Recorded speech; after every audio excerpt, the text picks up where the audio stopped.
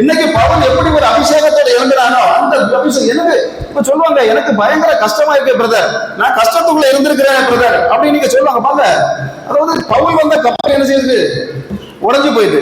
பாருங்க, கப்பல் உடைஞ்சுன்னு மத்தவங்க நினைக்கலாம், அசுத்த ஆவிகள் எல்லாம் நினைச்சிருக்கிறோம்.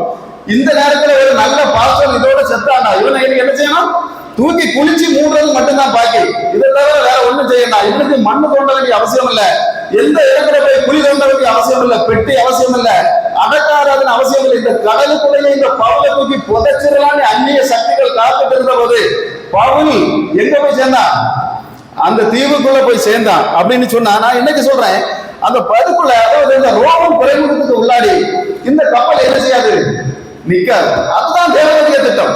அதாவது வரக்கூடிய கப்பல் இந்த பவுல் எந்த துறைமுகத்துக்குள்ள போகணுமோ அந்த துறைமுகத்துல என்ன செய்யாது, நிக்காது. இப்போ எல்லா பஸ்ஸும் அந்த ஸ்டாப்ல நிக்குமா, நிக்காது.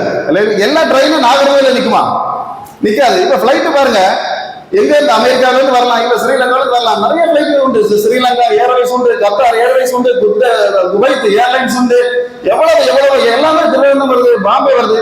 அங்கிருந்து வரக்கூடிய எல்லா பிளைட்டுகளும் திருவனந்தபுரத்துல தான் இறங்குமா, நிக்காது. ஏன் நிக்காது, பாம்பே இறங்கக்கூடிய பிளைட் உண்டு, இங்க இறங்கக்கூடிய பிளைட் உண்டு. இந்த கப்பல் பவுல் வரக்கூடிய கப்பல் அசுவை சின்னத்தோட அலெக்சாந்திரியா கப்பல் ஒன்று வந்துட்டு இருக்கு.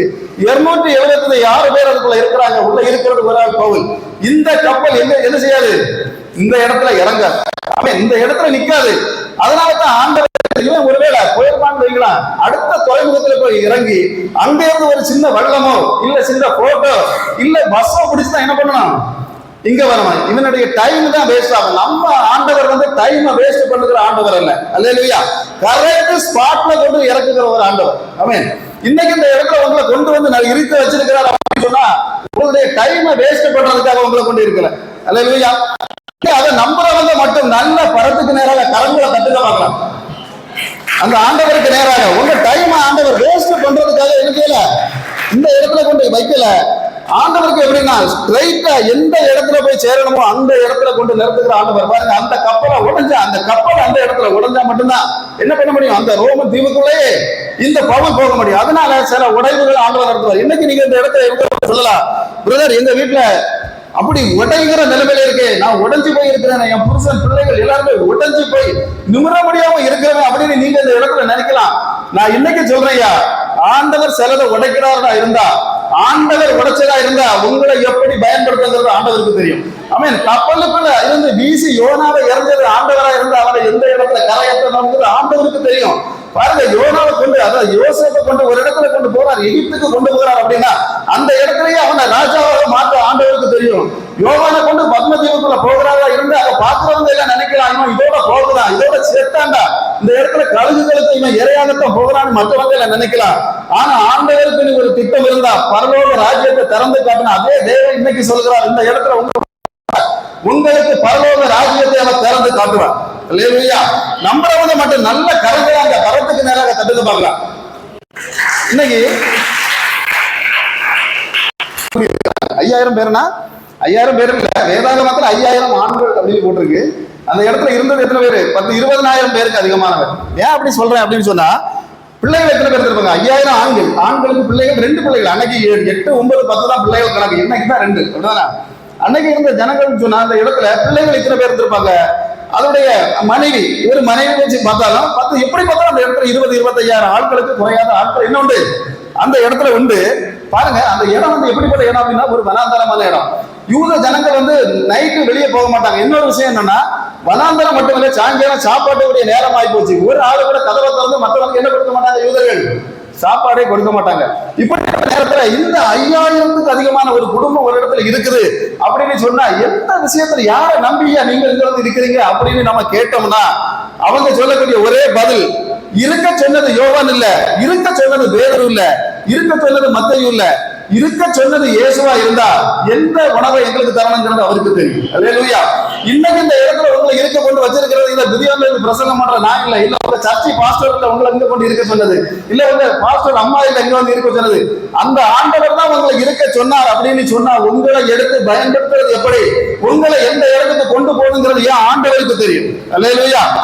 பாருங்க, அந்த ராத்திரி ஆனாலும் எந்த டைம் ஆனாலும் ஆண்டவர் சிலர் கொடுக்குறா பாருங்க, ஒரு பொதுக்கிட்ட அவுக்குறாங்க. அப்படிதான் அந்த இடத்துல ஒரு பையன் என்ன வச்சிருக்கான், 5 அப்பமும் 2 மீனும். இது எப்படி கொண்டு வந்தான்? இவன் அம்மா என்ன பண்ணிருப்பா? கஷ்டப்பட்டு அந்த 5 அப்பத்தையும் சுட்டுருப்பாங்க. எத்தனை மணிக்கு சுட்டாங்கிறது தெரியாது. அல்லேலூயா. எத்தனை மணிக்கு சுட்டா, எத்தனை மணிக்கு கொண்டு வந்தா? அதை 2 மணிக்கு எழுப்பிப்பா. ஒருவேளை ஒரு 3 மணி நேரம் காத்திருந்து 5 அப்பத்தையும் 2 மீனையும் கூட பொரிச்சு மெதுவா பாருங்க கொண்டு வந்து பையன் பாகத்தை காத்துட்டு இருக்கிறான். காத்துட்டு இயேசு பிரசங்கம் தான் பண்ணிட்டு இருக்கிறாரு. இந்த காலத்துல 1-2 சீசன்மார் அதை போய் பொதிக்கட்டா ஊத்துட்டு இருக்கான். அவதானே இல்லையா? இன்னைக்கு அப்படிதான் சர்ச்சில் அநேக பேர் சர்ச்சில் பிரசங்கம் நடக்கணும். அங்க வேலை என்னது? ஏதாவது ஒரு புதிக்கட்டை போய் அவுக்கிறோம். அல்லேலூயா. பாருங்க, இப்படி அவுத்துக்கிட்டு இருந்தாலும் இவங்க அவுத்தவன்னு கதை நடக்காதுமா.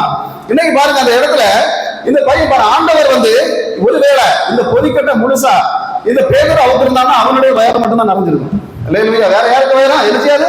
இந்த பையன் அவுத்திருந்தான்னா அவனுக்கு வயர் மட்டும் நிறைஞ்சிருக்கும், வேற யாருடைய வயரும் நிறைஞ்சிருக்காது. ஒருவேளை யோவான் நடந்திருந்தாலும் அந்த பொதிக்கட்டை அவுத்தா, ஆனா அவனுடைய வயர் தான் நிறைஞ்சிருக்கும். ஆனா நம்முடைய ஆண்டவர் போய் அந்த பொதிக்கட்டை அவுக்க தொடங்குறாரு பாருங்க. செகண்டுக்குள்ள என்னாச்சு? 5000 பேருடைய வயறு நிறைஞ்சு இன்னைக்கு அவங்க எழுப்பி பிரகாசிச்சாங்க, பசி அடங்கி வீட்டுக்கு போனாங்க அப்படின்னு சொன்னா, இன்னைக்கு இந்த தூது இந்த ஆண்டவருடைய கையில மாறிட்டு அப்படின்னு சொன்னா, அல்லேலூயா. இன்னைக்கு சில நன்மைகளை நீங்க காணிச்சுட்டு தான், சில நன்மைகளை நீங்க எடுத்து தோல்ல சுமந்துக்கிட்டு தான் உங்க வீட்டுக்குள்ள போக போறீங்க. அல்லேலூயா. பாருங்க, இந்த 5000 பேர் இதுல இருந்தாங்க, 5000 குடும்பம் இதுல இருந்தது அப்படின்னு சொன்னா, அம்மா இந்த அம்மா 5000 இந்த 5000 பேருக்கும் அந்த அப்பங்களை சுட்டு கொடுக்கணும்னா எத்தனை நாள் ஆகும்? எத்தனை நாள் ஆகும்? ஒரு ஜென்ம முழுசும் அப்பம் சுட்டு நடக்காது. இவரை கை மாறும் போது ஒரு வினாடி கொண்டு 5000 குடும்பமும் திருப்தியாக வீட்டுக்கு போனாங்க அப்படின்னு போட்டிருக்கா. இன்னைக்கு இங்க வந்திருக்கிற ஒரு குடும்பம் இல்ல, 2 குடும்பம் இல்ல, ஏதோ 3 குடும்பம் இல்ல, ஆசீர்வாதம் வாங்கிட்டு போக போறது. இங்க வந்திருக்கிற அத்தனை பேரும் நீங்க ஒரு வாங்கிட்டு தான் நீங்க வீட்டுக்கு போக போறீங்க. ஆனா நம்ம மட்டும் அந்த பரலோகத்துக்கு நேராக நல்ல கரங்களை தட்டுக்க பார்க்கலாம்.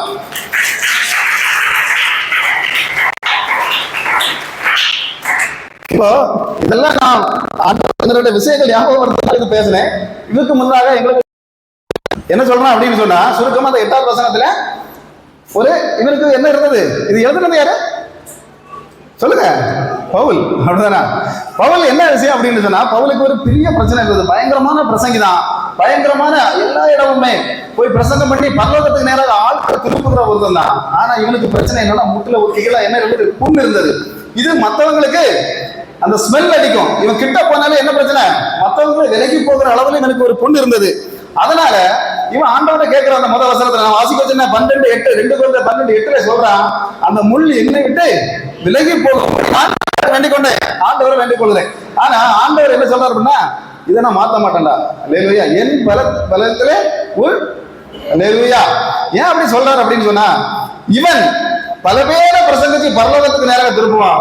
இவனுக்கு ஒரு கஷ்டம் இல்லை அப்படின்னு சொன்னா இவன் பரலோகத்துக்கு போக மாட்டான். அல்லேலூயா. இன்னைக்கு அநேக பிரசங்கிமார் போய் பரலோகத்துக்கு நேராக ஆட்கள் திருப்புவாங்க, ஆனா இவங்க போக மாட்டாங்க. அப்படிப்பட்ட அதனால அந்த மாதிரி கண்டிஷன் வந்துடக்கூடாதுன்னு ஆண்டவர் சொல்றாரு, இந்த முள்ள நான் எடுத்து எரிச்ச மாட்டேன், மாத்த மாட்டேன். இன்னைக்கு நீங்க ஆண்டவருடைய வேலைக்கு இறங்குறா, ஏதோ உங்களுக்கு முள் இல்லை, கஷ்டம் இல்லை இப்படின்னு சொன்னா அது வந்து துர்பிரசங்கம். அல்லேலூயா. அப்படியெல்லாம் எதுவுமே கிடையாது. கஷ்டங்கள் இருக்கு, ஆனா அந்த கஷ்டங்கள்ல இருந்து ஆண்டவர் நம்மளை தூக்கி எடுப்பார். அதுதான் வேதம் சொல்லுகிறக்கூடிய ஒரு சத்தியம். பாருங்க, இந்த பவுல் வந்து கொரிந்து சபைக்கு 3 நிருபங்கள் எழுதினான். 3 நிருபங்கள் எழுதினா, ஆனா 2 நிருபங்கள் தான் நம்முடைய வேதாகமத்தில் இருக்குது, ஒரு நிருபம் வந்து இல்லை. அப்போ இந்த அந்த 1 கொரிந்தியர் நீங்க எடுத்து வாசிச்சீங்கன்னா தெரியும், அதுல கிறிஸ்துவின் சரீரம் தான் சபை அப்படின்னு தெளிவா சொல்லியிருக்கு. சபை செய்ய வேண்டிய காரியங்கள் என்ன, சபைனா எது, எந்த சபை பரலோகத்துக்கு போகக்கூடிய சபை, வேதம் அறியாமல் போதிக்க முடியுமா, எப்படி போதிச்சா பரலோக ராஜ்யத்துக்கு ஜனங்களை கொண்டு போகலாம், இதெல்லாம் தெளிவா எதுல எழுதியிருக்கிறான்? 1 கொரிந்தியர் முழுதும் நீங்க வாசித்தீங்கன்னா உங்களுக்கு ஈஸியா புரியும். அல்லேலூயா. 2 கொரிந்தியர் எழுதுறான் பாருங்க, சபையில் ஏற்படக்கூடிய துர் உபதேசங்கள் எது, தந்திர ஆவிகள் எது, ஆவிகளுக்கு எதிராக போராடி பரலோக ராஜ்யத்திற்கு ஜனங்கள் போய் சேர்றது எது அப்படின்னு கேட்டா 13 அதிகாரம், அதாவது 13 புத்தகங்கள் உண்டு. பாருங்க, நீங்க அந்த இடத்துல வீட்டுல போய் வாசிச்சா தெரியும்.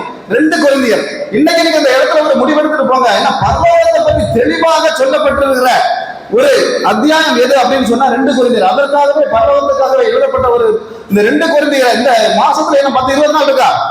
இந்த 20 நாளைக்குள்ள குறைந்தபட்சம் நான் 10 தடவையாக இந்த 2 கொரிந்தியரை நான் வாசித்து முடிப்பேன். 13 அதிகாரங்கள் இருக்கு, வாசிப்பேன். நீங்க ஒரு முடிவெடுத்து போனீங்கன்னா உங்களுடைய வாழ்க்கையில சில வித்தியாசங்கள் நீங்க பார்க்க முடியும். இல்லையா? நாங்க சில இடங்கள்ல சில இடத்த சொல்லுவோம், திரும்ப நாங்க வரும்போது எங்ககிட்டே சொல்லுவாங்க, நான் இதை மாதிரி படித்த பிரதர் இன்னைக்கு சொல்லமா, அதாவது இந்த 10-20 நாளைக்குள்ள குறைந்தபட்சம் 10 முறையாவது இந்த வேதாகமத்தில் இந்த 2 கொரிந்தியர் மட்டும் நீங்க வாசிச்சு பாருங்க. அதாவது மற்றதெல்லாம் முக்கியம் தான். சுவிசேஷங்கள் எப்ப எடுத்தாலும் சுவிசேஷங்கள் சொல்லுவாங்க. சுவிசேஷங்கள் என்கிறது என்ன எதுக்கு உள்ளது அப்படின்னு கேட்டீங்கன்னா, வேதம் அறியாதவங்க, ஆண்டவரை யாருன்னு தெரியாதவங்க, இவங்களுக்கு சொல்லப்படுகிறது. ஆனா பரலோக வேதத்தை அறிந்து சபைக்குள்ள இருக்கிறவங்களுக்கு பரலோக ராஜ்யத்துக்கு கடந்து போகக்கூடிய ஒரு மனவாட்டி சபைக்கு போதிக்கப்பட வேண்டியது நிருபங்கள். அல்லேலூயா. அந்த நிருபங்கள்ல மிக முக்கியமான நிருபம் எது அப்படின்னு கேட்டா இந்த 2 கொரிந்தியர். அல்லேலூயா. அப்போ இதை எழுதின பவுல் யார் அப்படிங்கிறது முக்கியம். அப்ப இவன் யாரா இருந்தான் பவுல், எப்படி இருந்தான் பவுல் பாருங்க. அந்த காலத்துல சத்திய வேதத்தை கையில் எடுக்கிறவங்க சாட்டைவார் அடி கொடுத்துக்கிட்டு இருந்தாங்க. குதிரை காலில் கட்டி அப்படியே இழுத்து கொண்டு இருந்தாங்க. யானைகளை கொண்டு பாருங்க வயர் நிறைய தண்ணியை சாப்பிட கொடுத்துட்டு அந்த என்ன செய்வாங்கன்னா அப்படியே படுக்க வைத்துட்டு யானையை அதுக்கு மேல எலும்பி நடக்க செய்தாங்க. இந்த மாதிரி பாருங்க ஒரு அதாவது மாட்டு ஏதாவது தோள்களை கொண்டு வந்து என்ன பண்ணுவாங்க அப்படின்னா, அந்த தோள்களுக்குள்ள இந்த மனிதனைகளை அதுக்குள்ள அடைச்சி வச்சு அப்படியே பந்து கட்டின மாதிரி கட்டிடுவாங்க. அது முதல் நாள் வந்து செய்யாது, அடுத்த நாள் அது இருக வெயில் அடிக்க அது சுருங்கி அந்த தோல் சுருங்கும் போது உள்ள இருக்க மனுஷன் அப்படி சுருங்கி நரக வேதனை அனுபவிச்சு 3 நாள் 4 நாள் கழிந்து மரணம் அடைவாங்க. இப்படி வேதத்துக்கு சாதகமாக எழுப்பினவங்களை கொண்டிருந்த காலம் பாருங்க. இப்ப திடீர்னு ஒரு எழும்புறான் பாருங்க, சவுல் அப்படி சேவான கொண்டுட்டான் பாருங்க. கூட இருந்து பக்கத்துல நிக்கிறான் கொலை செய்யும் போது. அடுத்த டார்கெட் எது? யாரு ஜெபம் பண்றா, யாரு நிக்கிறா, யாரு மனதால் நிக்கிறா யோசிக்கிறான். அடுத்த டார்கெட் இவனுக்கு எது? அனனியாவை தேடி போகிறான் பாருங்க. அடுத்த ஸ்பாட்ல அவனை கொல்லணும். அங்க பாருங்க அந்த இடத்துல அவன் முழங்கால் நின்று ஜெபித்து கொண்டிருக்கிறான். இவன் இங்க தமஸ்குல இருந்து ஏறி போகிறான் பாருங்க பவுல். ஆனா அங்க போகும்போது பாருங்க அந்த அனனியா வீடு பக்கத்துல போறதுக்கு முன்னாடியே உள்ள இருந்து ஜெபிக்கிற அனனியாவோட ஜெபம் கேட்கப்பட்டது அப்படின்னு சொன்ன அந்த இடத்துல கீழே வந்தான் பவுல். அல்லேலூயா. இன்னைக்கு நான் என்ன சொல்றேன் அப்படின்னு சொன்னா, நீங்க உள்ள இருந்து ஜெபிக்கும் போது ரோட்ல போகக்கூடிய சில அந்நிய சக்திகள் கீழே விடும். அல்லேலூயா. நம்புறவங்க மட்டும் 2 கரங்கள் அந்த பல்லவத்துக்கு நேரம் தட்டுக்க பார்க்கலாம். அப்ப பாருங்க அங்க இருந்து அடுத்தது கீழே விழுந்த அந்த அந்நிய சக்தி எழும்புனது எங்கதான் அடுத்தது? நேர அனனியாவோட வீட்டுல தான். நீங்க இன்னைக்கு இந்த இடத்துல இருந்து பிரார்த்திச்சீங்க ஜெபித்தீங்க அப்படின்னு சொன்னா போகக்கூடிய அந்நிய சக்திகள்லாம் கீழே விழுந்து அடுத்தது எழும்பக்கூடிய இடம் இந்த சபையா தான் இருக்கு. ஆமே. நம்புறவங்க மட்டும் நல்ல கரங்களை தட்டுங்க பார்க்கலாம். அப்போ இந்த பவுல் பாருங்க 13-14 நிருபங்கள் எழுதினான்னு நம்ம நினைக்கிறோம். ஒரு நிருபம் சந்தேகத்துல இருக்கு. 13 நிருபங்கள் யார் எழுதுறது? அந்த வேதாகமத்துல பவுல் எழுதுறது. இதுக்கு எல்லாம் காரணம் யாருன்னா ஒருத்த மலர்ந்தால் அனனியா. அவனுடைய காரியம் அந்த ஒரு ஆளு மலர்ந்தால். அதே மாதிரி உங்க வீட்டுக்குள்ள என் புருஷன் ஜெபிக்கலையே, என் அம்மா என் பிள்ளை ஜெபிக்கலையே இப்படி நீங்க நினைக்காம நான் மட்டும் முழங்கால் போடுவேன் அப்படின்னு நீங்க இன்னைக்கு முழங்கால் போடுகிறதா இருந்தா ஆண்டவர் உங்க குடும்பத்தை உங்க சீர்வரிசைகளை உங்களுடைய தலைமுறைகளை எடுத்து பயன்படுத்த உயர்த்த அவர் போதுமானவர். அல்லேலூயா. இன்னைக்கு பாருங்க கொரிந்து பட்டணத்துக்கு இவன் எழுதினா கொரிந்து பட்டணம் எப்படி பட்டணங்கிறத நீங்க முதல்ல அறிஞ்சிருக்கணும். ஒரு வியாபார நகரம், பிசினஸ் நகரம் முதல்ல. 2வது என்ன அப்படின்னு சொன்னா கப்பல் கட்டுவாங்க. அப்படிதான் கப்பல் வந்து கரையில வச்சு கட்டுவாங்களா கடலுக்குள்ள வச்சு கட்டுவாங்களா?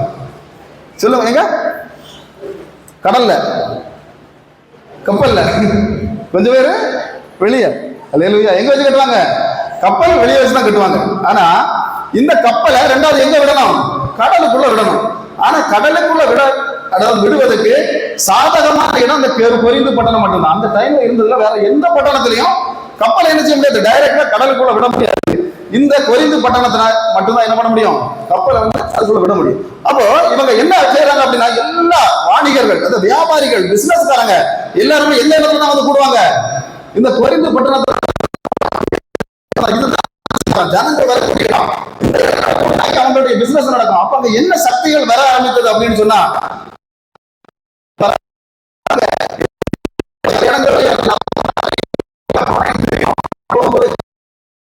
அப்ப அந்த மாதிரி இது வந்து நைட், அதாவது குடித்துக் கொண்டிருந்த இந்த வரக்கூடிய அவ்வளவு பிசினஸ் உலகத்திலே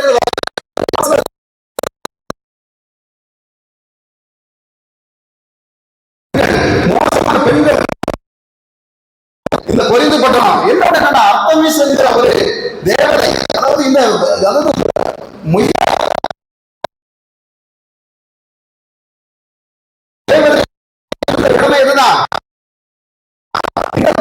பாதாள நோக்கி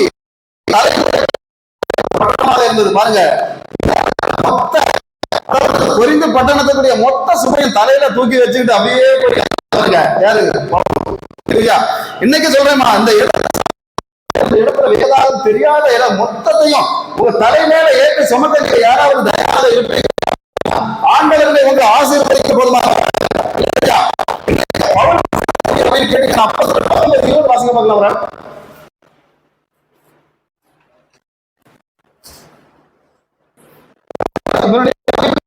அதாவது இன்னைக்கு ஆண்டவருடைய ஒரு அபிஷேகத்தை அந்த இடத்துல இருப்பீங்க. அவ்வளவு மாதிரி நான் செயல்பட நினைச்சீங்கன்னு சொன்னா நீங்க பேசுகிற ஒவ்வொரு வசனமும் பறக்கும்.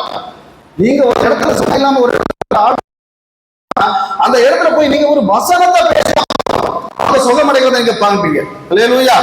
அங்க இப்படி போய் பவுலுடைய வசனங்கள் பறக்க தொடங்கினது. அங்க என்ன நடந்தது அப்படின்னு சொன்னா அப்போஸ்தலர் 19:19 முந்தின வசனத்தை வாசிக்க பார்க்கலாம். அப்போஸ்தலர் 19:19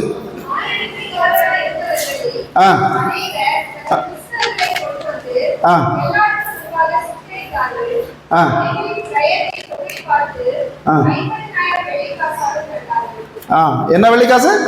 50,000 வெள்ளிக்காசு. இப்போ என்ன அப்படின்னு சொன்னா என்ன பண்ண போடுறாங்க? அந்த புத்தகங்கள் அவ்வளவு மொத்தமும் மந்திரவாத புத்தகங்கள். அதாவது ஒருவன் இன்னைக்கு வேலை செய்தா காலையில இருந்து 12 மணி நேரம் அந்த இடத்துல நேரத்துல வேலை செய்தான்னா கிடைக்கிறது ஒரு வெள்ளிக்காசு. இந்த 50,000 வெள்ளிக்காசு இன்னைக்கு ஒரு மனிதன் 80 வயது வரை வாழக்கூடிய ஒரு மனிதன் 29,200 நாட்கள் நீங்க பெருக்கி பாருங்க. ஒரு வருஷத்துக்கு 365. இந்த 365 80,000 நீங்க பெருக்கினீங்கன்னா தெரியும் 29,200 நாட்கள் தான் ஒரு மனிதன் 80 வயசு வரை வாழ்ந்தா மட்டும் என்ன செய்ய முடியும்? இருக்க முடியும். அதாவது இவன் ஒரு 20 வயசுல வேலைக்கு போக ஆரம்பிச்சான்னா கூட கூடி போனாதான் ஒரு 20 வெள்ளி சம்பாதிக்க முடியும். ஒரு தலைமுறை முழுசும் எத்தனை சம்பாதிக்க முடியும்? 20,000 வெள்ளிக்காசு சம்பாதிக்கலாம் ஒருவேளை 80 வயசுல வேலை செய்தா. ஆனா பாருங்க 50,000 ஒரு தலைமுறையில சம்பாதிக்க முடியாத சொத்துக்களை என்ன செய்யறாங்க? கொண்டு எரிக்க வைக்கிறான்னு சொன்னா ஒற்ற பிரசங்கம் போதும். அல்லேலூயா. அவனுடைய பவுலுடைய ஒரு பிரசங்கத்தினால இவ்வளவு 50,000 மதிப்பிலான மந்திரவாத சக்திகள் எரிந்தது அப்படின்னு சொன்னா இன்னைக்கு நீங்க பேசக்கூடிய சில வசனங்கள்னால சில மந்திரவாத சக்திகள் என்ன செய்யும்? எரிந்து சாம்பலாங்க. அல்லேலூயா. இதை பார்க்க போறதா சாத்தானுக்கு அந்த டைம்ல சோர்வேடு தொடங்கியது. சாத்தானுக்கு என்ன செய்யலாம்? எப்படியாவது இந்த ஜனங்களை என்ன செய்யணும்? பிரிக்கணுமே அப்படின்னு திட்டம் போட்ட இவன் என்ன சபைக்குள்ள ஒரு டீம், பேதருக்கு ஒரு டீம், அந்த நேரத்தில் தனித்தனியாக அப்பதான் 1 கொரிந்தியர் நிருபத்தை எழுத ஆரம்பிக்கிறான். அப்ப பாருங்க அதுக்கப்புறமா என்ன சம்பவம்? ஒவ்வொரு காரியங்களையும் பாருங்க பிசாசுடைய தந்திரங்களையும் இவன் சொல்ல சொல்ல சொல்ல சபைக்குள்ள பின்னும் எல்லாரும் திரும்பவும் சேர ஆரம்பிக்கிறாங்க. 2 கொரிந்தியர் எழுத ஆரம்பிக்கிறான். பரலோக முதல்ல அவன் கொடுத்ததெல்லாம் ஞான பால் தான். ஆனா திரும்பப்பட்டது கட்டியான ஆலயங்கள். 2 கொரிந்தியர் முழுவதுமே அவன் என்ன செய்யறான் அப்படின்னு சொன்னா பரலோக ரகசியங்கள் மர்மங்கள் எல்லாத்தையும் அந்த 2 கொரிந்தியர்ல எழுதியிருக்கான். அதுல என்ன சொல்றாங்கன்னா 2 கொரிந்தியர்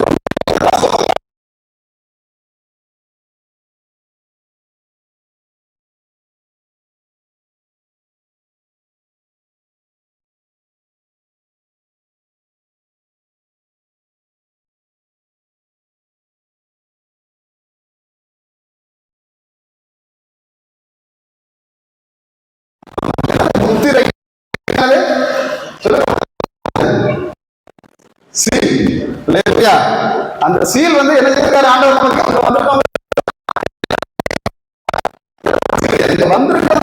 ஆண்டவர் என்ன கொடுத்திருக்காரு? ஒரு சீல் கொடுத்திருக்காரு. அல்லேலூயா. ஏன் இந்த சீல் கொடுத்திருக்காரு அப்படின்னு சொன்னா பாருங்க நல்ல பிரசங்கம் பண்ண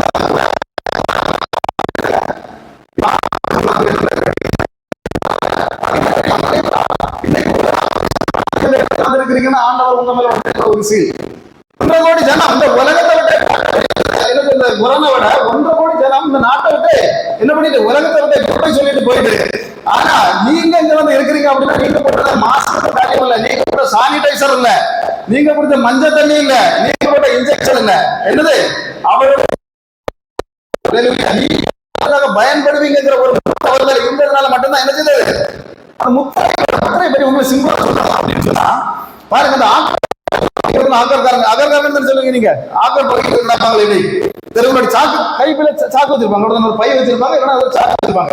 அப்போ இந்த இரும்பு சாக்கு அந்த சாக்குக்குள்ள ஆனால் இந்த இடத்துல கம்பி இருக்கு இல்லையா, இந்த லைன் கம்பி அத்து கிடக்குறீங்களா, இது ஒரு வாரம் கிடக்கலாம், ஒரு மாசம் 2 மாசம் அதே இடத்துல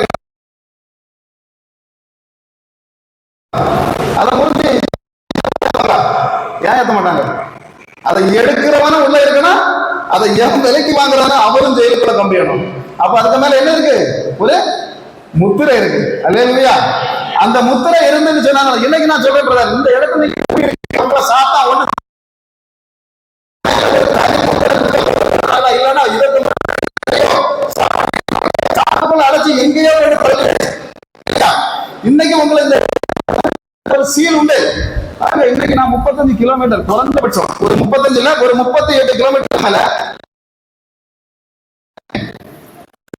என்னுடைய பையன் என்ன இருக்கு, அவன் தான் 30-35 கிலோமீட்டர்.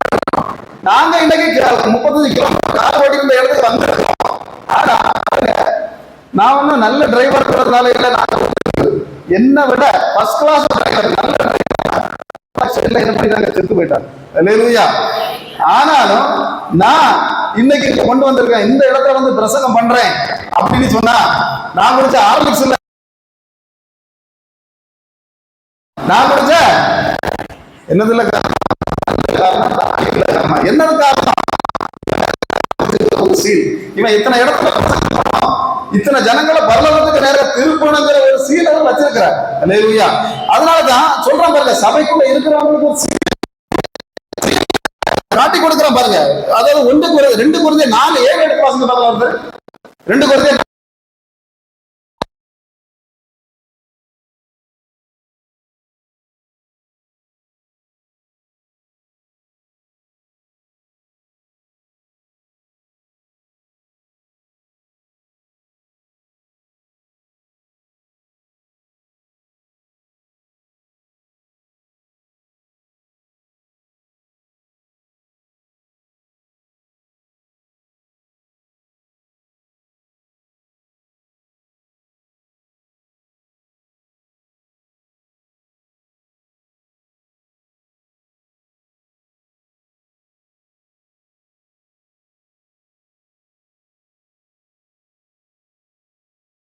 நடக்கும் இல்லாம வாக்குதான்.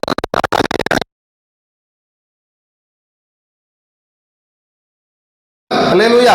அதனால வாக்குத்தத்தத்துக்கு பிறந்த ஜனங்க என்ன பண்ணணும் அப்படின்னு கேட்டீங்கன்னா ஜெபிக்கணும். அல்லேலூயா. அந்த இடத்துல இருந்து ஆண்டவருக்கு நேராக வாக்குத்தத்தத்தை வைத்து நம்ம ஜெபிக்க ஆரம்பிக்க போதுதான் என்ன நடக்கும், நம்முடைய கட்டுகள் அறுபடாது.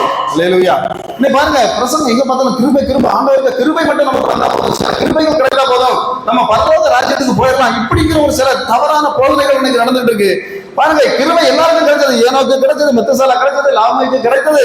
ஆனா நாங்க என்ன சொல்றோம் அப்படின்னா, மொத்த கிருபையும் வாக்குத்தத்தையும் மொத்தமா அள்ளி எடுத்த ஒருத்தன் இருந்தான், நோவா.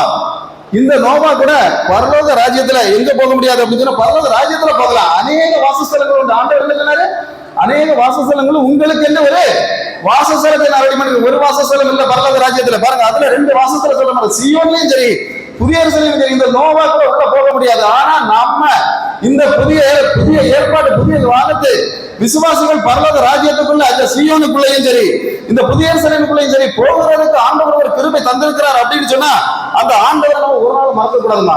அல்லேலூயா. இன்னைக்கு பாருங்க, பழைய ஏற்பாடு நீதிமான்கள் எல்லாம் அந்த சீயோன் நகரத்துக்குள்ள போக முடியாது, புதிய எருசலேமுக்குள்ள போக, அதெல்லாம் தனித்தனி விளக்கங்கள் நாங்க பைபிள் கிளாஸ்ல சொல்லுவோம். அல்லேலூயா. அப்போ இந்த ரகசியங்களும் இந்த மர்மங்களும் என்ன செய்யணும், தெரியணும் அப்படின்னு சொன்னா வேதாகமத்தை வந்து நீங்க ஒரு டியூப் லைட் வெளிச்சத்திலேயோ இல்ல சிஎஃப்எல் பல்பு வெளிச்சத்திலேயோ நீங்க படிச்சீங்கன்னா என்ன செய்யாது, புரியாது. ஒரு ஆண்டவருடைய வேதத்தில் படிக்கணும், அவருடைய பரிசுத்தாவியான வெளிச்சத்தை நீங்க படிச்சா மட்டும்தான் என்ன செய்யும், அடுத்தது உங்களை பார்க்க கூடாது. அல்லேலூயா. பக்கத்துல இருக்கவங்க எப்படி ஜெபிக்கிறாங்க, அந்த பக்கம் இருக்கவங்க எப்படி ஜெபிக்கிறாங்க, இப்படி பார்க்காம என்ன செய்யணும், நான் ஜெபிப்பேன் ஆண்டவரே, நான் ஆண்டவருக்காக எழும்புவேன் ஆண்டவரே அப்படின்னு நீங்க இன்னைக்கு முடிவு பண்ணி போனீங்கன்னா இந்த இடத்துல நீங்க கடந்து போறதுக்கு முன்னாடியே உங்க வீட்டுக்குள்ள இருக்கக்கூடிய சில கட்டுகள் இன்னைக்கு உடைபடுறதை நீங்க பாப்பீங்க. அல்லேலூயா. எல்லா இடத்துலயும் சில வசனங்கள் நான் எல்லா சர்ச்சைகளும் சொல்றது உண்டு, அதை மட்டும் சொல்லி நான் முடிக்கலாம் அப்படின்னு நினைக்கிறேன். என்ன அப்படின்னு சொன்னா, நியாய தீர்ப்புங்கிறது உண்டா, நம்புறீங்களா நம்பலையா? நியாய தீர்ப்பு உண்டா இல்லையா? உண்டு. ஏற்கனவே ஒரு தடவை ஆண்டவர் நோவா காலத்துல நியாய தீர்ப்பு நடத்தினார். எல்லாரும் பாருங்க, 180 வருஷத்துக்கு மேலாக பிரசங்கிச்சா நோவா. ஆனா நான் என்ன பண்ணிச்சு, ஒருத்தருமே நம்பல, இது கடவுளுக்கு கிறுக்குன்னு சொன்னாங்க. பாருங்க, அந்த ஆண்டவர் ஒரு நியாய தீர்ப்பு அந்த நேரத்தில் நடத்தினார் பாருங்க. கப்பலை தொட்டுக்கிட்டு இருந்தவனும் கைவிடப்பட்டான், கப்பல் வாசல்ல இருந்தவனும் கைவிடப்பட்டானா இல்லையா? யார் கப்பலுக்குள்ள போறாங்களோ அவங்க மட்டும்தான் மீட்கப்பட்டாங்க அப்படின்னு சொன்னா, இன்னைக்கு ஆண்டவருக்குள்ள வந்தா மட்டும்தான் நீங்க மீட்கப்பட முடியும். அல்லேலூயா. எல்லாரும் பரலோக ராஜ்யத்துக்கு போயிடலாம். நான் சபைக்கு வந்திருக்கேன் பிரதர், நான் அப்படி வந்திருக்கேன் பிரதர், இப்படி வந்திருக்கேன் பிரதர், நான் 24 மணிக்கு நான் ஸ்டாப் பிரேயர் நடத்துறேன் பிரதர். நோ, ஆண்டவர் சொல்லுகிறாரு, நியாய தீர்ப்பு ஒன்று உண்டு. நீ செய்யக்கூடிய சகல பாவங்களை எடுத்து முன்ன வைக்கக்கூடிய ஒரு சிங்காசனம் உண்டு, வெள்ளை சிங்காசனம். படிச்சிருக்கீங்களா? வெள்ளை சிங்காசனம் அப்படின்னா என்ன? இன்னைக்கு வேற ஒண்ணும் இல்ல, நம்ம பாஸ்டர் வந்து வெள்ளை ட்ரெஸ் போட்டுருக்காரு, அப்படித்தானே? அங்க இருந்து ஒரு அக்கா ஒரு இங்க எடுத்து இப்படி உதவி விட்டுட்டாங்கன்னா, அங்க இருந்து பார்க்கும்போது அடுத்தது இருக்கும்போது தெரியுமா தெரியாதா? சட்டையில என்ன இருக்கு? இது கருப்பு பேண்ட் போட்டுனா தெரியாது. அல்லேலூயா. அப்போ வெள்ளை என்ன செய்யும்? சகல கரைகளை எடுத்து வெளியே காட்டிடும். இந்த சிங்காசனம் அப்படிதான். வெள்ளை சிங்காசனம் ஏன் பேர் வச்சிருக்கு அப்படின்னா, நீங்க கொண்டு போகிற பாவங்கள் அனைத்தையும் எடுத்து அப்படியே என்ன செய்யறோம்? வெளியே காட்டிடும். அதுக்குனால அதுக்கு பேர் வெள்ளை சிங்காசனம். அதனால அந்த வெள்ளை சிங்காசனத்துக்கு முன்னாக நீங்க போய் என்ன செய்யணும்? நிக்கணும். ஒண்ணு. ரெண்டாவது பாருங்க, நாங்க எல்லாம் பல இடங்களில் பிரசங்கம் பண்ணிட்டு போறோம். நான் என்னுடைய வாழ்க்கையில் சர்ச்சைக்கு சேர்த்து எப்படி பார்த்தாலும் குறைஞ்சபட்சம் ஒரு 60 சர்ச்சில் ஒரு 2 வருஷத்துக்கு முன்னாடி நான் பிரசங்கம் பண்ணியிருப்பேன். ஒரு 50-55 சர்ச்சா பிரசங்கம் பண்ணியிருப்பேன். என்னுடைய வாழ்க்கையில ஒரு 500 சர்ச்சைகள் நான் பிரசங்கம் பண்ணி முடிச்சிருப்பேன் ஒருவேளை. அப்படி இருந்தாலும் நான் இதை தூக்கிட்டு அங்க போவேன். அல்லேலூயா. எங்க போவேன்? சிங்காசனத்துக்கு முன்னாக போவேன். சிங்காசனத்துக்கு முன்னாடி நான் போன போது ஆண்டவர் கேட்பாரு, ஒரு இடத்துல பேர் இருக்கான்னு பார்ப்பாரு. எங்க? எந்த இடத்துல? ரேஷன் கார்டு இல்லையா? ஆதார் கார்டு. எந்த இடம்? வேற என்ன கார்டு? ஜீவ புஸ்தகத்துல எந்த இருக்கான்னு பார்ப்பாரு. பேர் இருக்கா அப்படிங்கறத ஆண்டவர் பார்ப்பார். ஒரு தூதனை கூப்பிடுவார். இந்த ஆள், இந்த ஜெயக்குமார்ங்கிற பேரு இந்த ஜீவ புஸ்தகத்துல இருக்கான்னு கேட்பார். அப்ப சொல்லுவான், அந்த தூதன் பார்ப்பான், பார்த்துட்டு சொல்லுவான், இது நிறைய ஜெயக்குமார் இருக்காங்க, ஆனா இன்னாருடைய மகன் ஜெயக்குமார் இல்ல. இந்த கிதியோனுக்கு மெசேஜ் கொடுக்க ஒரு ஆள் போறாரு, இவருடைய பேர் எங்க இல்ல, வேத புஸ்தகத்துல இல்ல அப்படின்னு சொன்னா, அடுத்த வார்த்தை ஆண்டவர் சொல்வார், இவனை பிடிச்சி அக்கினி கடல்ல ஓடுது. பிரசங்கம் பண்ணிட்டு பிரயோஜனம் இல்லை, அதுக்கு தக்க வாழ்ந்து காட்டணும். அல்லேலூயா. இன்னைக்கு பாருங்க, இந்த ஜீவ புஸ்தகத்துல நீங்க பேர் எழுதப்பட்டா மட்டும்தான் நீங்க பரலோக ராஜ்யத்துக்கு போக முடியும். ஆதார் கார்டுல பேர் எழுதுனா போக முடியாது, ரேஷன் கார்டுல பேர் எழுதுனா போக முடியாது, டெபிட் கார்டுல பேர் எழுதுனா போக முடியாது, எந்த ஒரு கார்டுல பேர் எழுதினாலும் எங்க போக முடியாது. இன்னைக்கு சொல்றேன், பாவம், நான் நிறைய பாவம் செய்திருக்கிறேன். கடைசியா ஒரு வார்த்தை சொல்லுகிறேன், நான் பயங்கரமான பாவங்கள் பண்ணிட்டு நான் வந்திருக்கேன் பிரதர். இதுக்கு முன்னாடி பாவம் பண்ணேன், நான் எனக்குடைய பாவம் மன்னிக்கப்படுமா? இதை நீங்க யாராவது இந்த இடத்துல நீங்க கேட்பீங்க அப்படின்னு சொன்னா, நான் ஒரே ஒரு விஷயத்த சொல்றேன். பாருங்க, ஒரு விபச்சாரத்துல பிடிப்பட்ட ஒரு சிறிய கூட நடத்தினாங்க, அப்படிதானே? சுத்தி நிக்கிறாங்க, நடுவுல இந்த விபச்சார சிறிய நிக்கிறா, நம்முடைய ஆண்டவராகிய இயேசு கிறிஸ்து நிக்கிறாரு. சுத்தி நிக்கிறாங்க பாருங்க. நின்றுட்டு என்ன செய்யறாங்க? அவங்க வந்து கேட்கிறான், ஆண்டவரே, இயேசுவே, குருவே, அந்த நியாயப்பிரமாணம் ஒரு கதை சொல்லுது. என்ன அப்படின்னா, விபச்சாரத்தில் பிடிபட்டாலும் என்ன செய்யணும்? கல் அறிஞ்சு கொல்லணும். நீர் என்ன சொல்லுது? ஆண்டவர் நினைச்சிருப்பாரு, இவன் போன வாரம் கூட இவன் கூட இருந்தவன் தான். அல்லேலூயா. சுத்தி வந்திருக்கான். இன்னைக்கு என்ன, இவன் கையில கல்லு கிடந்ததுனால கல்ல கொண்டு வந்திருக்கிறான். ஆண்டவர் நினைச்சிருப்பாரு. ஆண்டவர் சொன்னாரு, இவன் கேட்கிறான் திரும்பவும், ஆண்டவரே, கல்லறையானு நம்ம மோசே சொல்றாரு, நீங்க என்ன சொல்றீங்க? அப்ப பாருங்க, அவரு வேற ஒண்ணும் சொல்லல, எரியணும், கண்டிப்பா எரியணும். அது எரியாம என்ன செய்யக்கூடாது? விடவே கூடாது. கண்டிப்பா நீங்க எரிஞ்சுதான் ஆகணும். ஆனா உங்கள பாவம் இல்லாதவன் முதல்ல இறை. அல்லேலூயா. பாருங்க, அந்த கல்லு மட்டும் தான் அந்த இடத்துல கூடியிருந்து, முத சார்ல இருந்து இளைய சார் முதல் மூத்த சார் வரை என்ன பண்ணிட்டாங்க? போயிட்டாங்க. அப்போ பாருங்க, இந்த எல்லா சார்மாரும் போன பிறகு ஆண்டவர் கேட்டாரு, யாரும் கல்லறை இல்லையா அப்படின்னு கேட்டபோது, இல்லை ஆண்டவரே அப்படின்னு சொல்றாரு. இல்லை குருவேன்னு சொல்லல, அவ இல்லை, அந்த வசனத்தை நீங்க ஆழத்தை பார்க்கணும். இல்லை மெசியாவேன்னு சொல்லல, இல்லை ஆண்டவரே.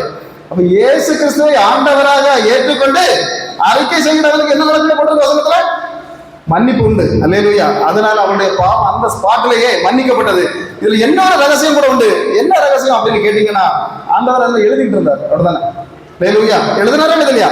அங்க அவங்க கேட்கும் போதெல்லாம் தரையில அந்த வசனங்கள் நீங்க எடுத்து வாசிக்கும் போது தெரியும், எழுதி கொண்டிருந்தார். பாருங்க, கல் எறைய எவன் எல்லாம் கொண்டு வந்தானோ அவனுடைய பேரை எல்லாம் மண்ணுல எழுதினார் ஆண்டவர். யாரை எறைய கொண்டு வந்தாங்களோ, யாரு சாக வேண்டுமோ அவளுடைய பேரை விண்ணில் எழுதினார். அல்லேலூயா. இன்னைக்கு நான் சொல்றேன், எப்படி என்ன சொல்றேன்னா, அடுத்தவங்களை குற்றம் சாட்டுறவங்களை மண்ணுல எழுதுவாரு. அதாவது நான் செய்த ஆண்டவரை சொல்லி அழுது கொண்டு அவர் முன்னாடி நீ வந்து நிற்பீங்கன்னா உங்க பேர் விண்ணில் எழுதப்படும். அல்லேலூயா. இன்னைக்கு இந்த இடத்துல சொல்லுகிறேன், ஆண்டவருடைய ரத்தத்தால மன்னிக்கப்பட முடியாத பாவம் இந்த உலகத்திலே இல்லை. எந்த பாவமானாலும் சரி என்ன செய்யும்? ஆண்டவருடைய ரத்தத்தால மன்னிக்கப்படும். அதனால ஆண்டவர் நமக்கு, ஆனா ஆண்டவர் சொன்னார், இனி பாவம் செய்யாது. என்னைக்கும் பாவம் செய்யறது நீங்க கழுவுங்க ஆண்டவரே, நீங்க கழுவுங்க ஆண்டவரே.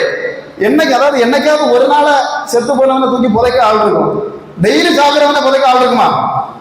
இருக்குமா? ஒருத்தர் டெய்லி செத்து இருந்தாலும் என்னைக்கு புதைப்பாங்களா வெட்டி? அப்போ ஆண்டவர் என்ன செய்வார் அப்படின்னா, ஒரு தடவை நீ பாவம் செய்திருக்கா சரி, ஒரு வாழ்க்கையில இன்னைக்கு ஆண்டவர் வெளிச்சத்துல சொல்றாரு. என்ன சொல்றாரு அப்படின்னு சொன்னா, ஏதோ ஒரு பாவத்தை செய்து ஒரு சகோதரி நான் காலம் முழுசா அழுதுகிட்டு இருக்கேன், அல்லேலூயா, வருஷம் முழுசும் நான் சர்ச்சில இருந்து அழுதுட்டு இருக்கேன், பல பாவத்தை நான் நினைச்சு எனக்கு ஒரு மீட்பு உண்டான நீங்க இந்த இடத்துல வந்திருக்கிறீங்க. ஆனா ஆண்டவர் சொல்றாரு, உன் பாவம் மன்னிக்கப்படும், அல்லேலூயா, உன்னுடைய பாவம் மன்னிக்கப்படும், உன் ரத்தம், என்னுடைய ரத்தத்தினால உன் பாவத்தை மீட்டு நான் உன்னை பரலோக ராஜ்யத்துக்கு கொண்டு இனி பாவம் செய்யாது, அல்லேலூயா, இனி பாவம் செய்யாது. இந்த இடத்துல நாங்க இது ஆராதனை முடிஞ்சோம்னா வெளியில பைராத்மத்தை திறந்து நிற்போம். உங்களால முடிஞ்சது யாராவது கொண்டு வரணும்னா என்ன செய்யணும்? மறக்க கூடாது, அல்லேலூயா. அதனால வருத்தப்படக்கூடாது. நீங்க அடுத்த தடவை காணிக்கை வந்தாலும் போல, அதனால காணிக்கைக்காக ஒன்றும் வரல. என்ன செய்யும்? ஆண்டவருடைய வார்த்தைகளை உங்களுக்கு சொல்லுவோம். யாருக்காவது வேதாவும் தேவை நிறைய, அது இப்பவுமே எங்க ஆளுக்குள்ள இருக்கா, எங்க போனாலும் நாங்கெல்லாம் ஒரு பெட்ரோல் போட்டாலும் பெட்ரோல் பல்கலைக்கு உங்களுக்கு என்ன செய்துருவோம்? தூக்கி வேதாவும் கொடுத்துருவோம். பாருங்க, நேரத்தைகளை வந்து ரெண்டு யாரு ஜோசியக்காரங்க